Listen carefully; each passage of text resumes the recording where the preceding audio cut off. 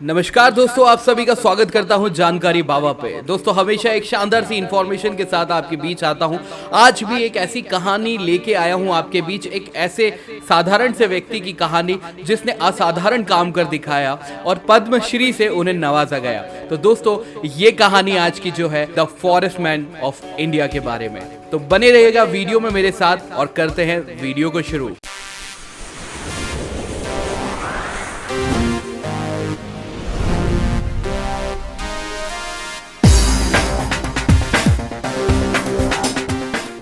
आसाम में जब साल 1979 में भीषण बाढ़ आई उनके जन्म स्थान के आसपास, तो वहां पे सिर्फ मिट्टी और कीचड़ ही नजर आता था। और ये सब देख करके उन्होंने ठान लिया कि यहाँ पर मुझे अब एक बड़ा जंगल बनाना है। और दोस्तों, ये कहानी यहाँ से शुरुआत नहीं होती। इस कहानी का एक और पहलू है कि जब वो 10वीं क्लास की परीक्षा देकर के दूसरे गांव से अपने गांव की तरफ जब जा रहे थे, तो वहां पे रास्ते में उन्हें एक जगह दिखी जहाँ पे ढेरों सांप मरे पड़े थे। और ये देख करके वो हैरान रह गए। और जब आकर के अपने गांव वालों से उन्होंने पूछा, अपने से बड़े बुजुर्गों से पूछा कि अगर इसी तरह से हम भी मर गए तो हमारा क्या होगा।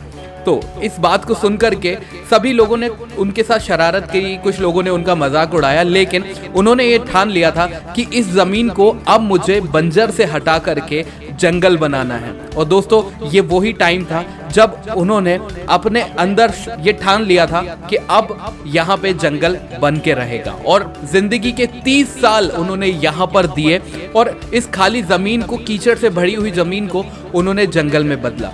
दोस्तों, इसी के साथ जब वो अपने लोगों से उन्होंने पूछा कि ज़मीन को मैं कैसे जंगल बना सकता हूं, तो वहाँ पे उनके बुजुर्गों ने उन्हें बताया कि आप वहाँ पे पेड़ लगाएं। और साथ ही साथ उन्हें 25 तरह के बीज दिए गए और 20 बाम्बू के पेड़ भी दिए और उनसे कहा कि इससे आप शुरुआत कर सकते हो। उस ज़मीन पे जाकर के कुछ पेड़ बोए उन्होंने, बाम्बू के पेड़ लगाए और साथ ही साथ वहाँ पे रेगुलर पानी उन्हें देना चालू किया। ये काम बिल्कुल भी आसान नहीं था, क्योंकि इसके अंदर बहुत टाइम लगने वाला था। और पूरी मेहनत के साथ उन्होंने इस काम को ठाना और धीरे धीरे वहां पे पेड़ लगाते चले गए। और दोस्तों, आप जानकर के हैरान हो जाएंगे कि उन्होंने अपनी जिंदगी के 30 साल यहाँ पे दिए और 40 मिलियन पेड़ जो है उन्होंने यहाँ पे लगाए और इस बंजर जमीन को उन्होंने जंगल में बदल दिया। और आपको एक और बात सुनकर के हैरानी हो जाएगी कि जब उन्हें पता चला कि इस जमीन को और भी ज्यादा उपजाऊ मुझे बनाना है, तो वो अपने गांव जाते थे, वहां से लाल चींटियां लाते थे और उन लाल चींटियों को